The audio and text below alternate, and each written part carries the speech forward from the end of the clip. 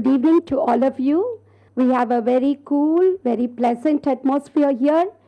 But there's so much of the warmth, so much love, so much affection, so much good feeling in this hall where we have or where we are in the midst of good, gracious human beings, Dr. Shanta, Dr. M.S. Swaminathan, and Dr. A.R.K. Pillai.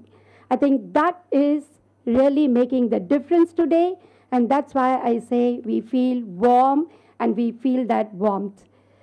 Indeed, I think it's a big blessing, it's a big privilege, it's a big honor given to me to say a few words on this happy occasion. In fact, I must say that Dr. Shanta is a living legend, as pointed out. She is living Mother Teresa. She is definitely a leading life example of Mother Teresa. Madam, definitely we see Mother Teresa in you. I had the opportunity of sharing the dais with you in 2007 when we had the annual sports program at the IMH. You were the chief guest and I too was a guest of honor. I remember that when you went to the dais, we had so many, in spite of the security available, so many of these patients got up and came rushing to you towards the dais. People could not control the audience. The security there had no control. And I did realize the affection, the love, the goodness that you transmit when you are around. Again, I happened to meet you last month. I shared the dais with you when we had the Desh program. And I tell you, ma'am, when I say that you are the living legend and Mother Teresa here with us, why I say is I'm really astonished by your humility. I'm really astonished how you as a member, the former member of WHO, and member in several international and national committees, in several high-profile organizations. But when you are with us, when you are with the patients, when you are with the common man, you would just get lost. I wonder how you are able to go through this transition. You as a great professional, a great scientist, a great person to be really honored. The WHO looks at you as a great expert, but you are sitting next to a slum woman, talking to her in her language, understanding her body language, understanding and communicating to her in her own terms.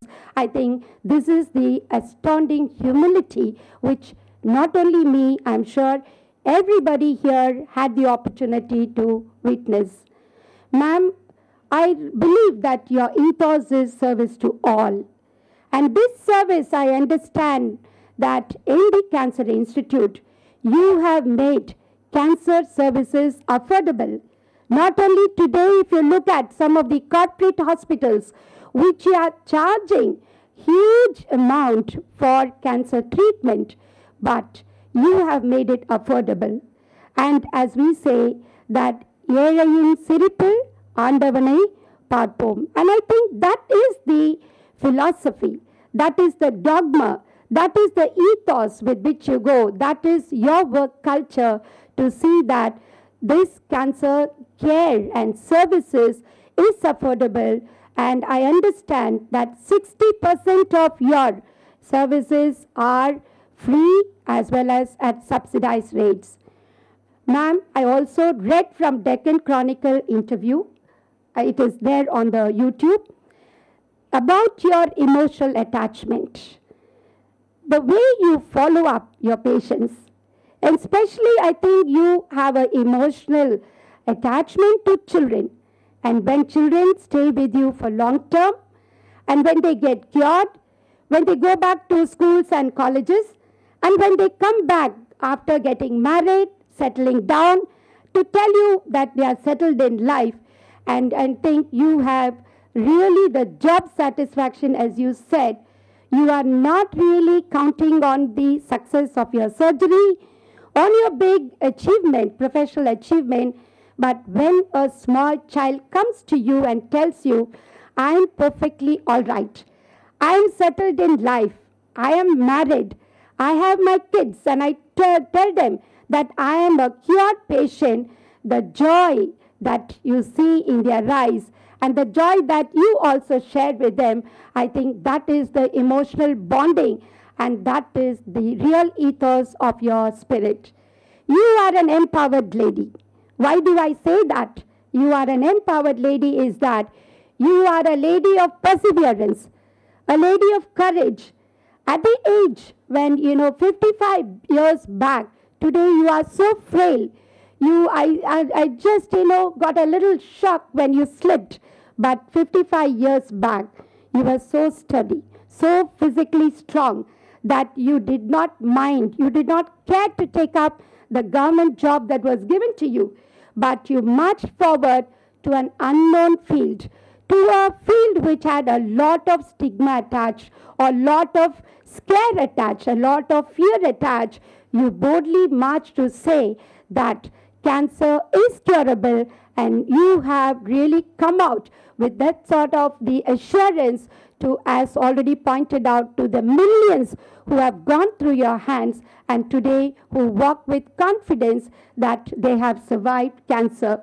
And you are enduring selflessness because I understand that you are working 24/7. You have worked for 3 years in honorary capacity and you have taken only 200 rupees as the compensation for several years in your beginnings of your profession. I admire your enduring selflessness.